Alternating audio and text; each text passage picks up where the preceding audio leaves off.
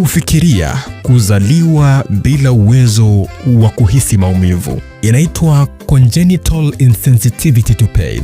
Ni hali nadra sana ya kitabibu ambapo mtu hazaliwi na uwezo wa kuhisi maumivu. Kwa mtu wa kawaida, maumivu ni adui, lakini kwa mtu mwenye CIP, maumivu hayapo kabisa. Inaweza kusikika kama superpower, lakini ukweli ni tofauti kabisa. Maumivu ni mfumo wa onyo wa mwili. Bila maumivu, mtu anaweza kujichoma, kuvunjika mfupa au kujeruhiwa vibaya bila yeye kujua. Watoto wenye hali hii mara nyingi hujikata, hujuma ulimi au kutembea na majeraha makubwa bila kulalamika. Kisayansi, tatizo hili hutokana na mabadiliko ya vinasaba vinavyoathiri neva zinazopitisha ujumbe wa maumivu kwenda kwenye ubongo. Ubongo upo sawa, lakini taarifa haifiki. Madaktari wanasema watu wenye CIP huishi maisha ya tahadhari kubwa.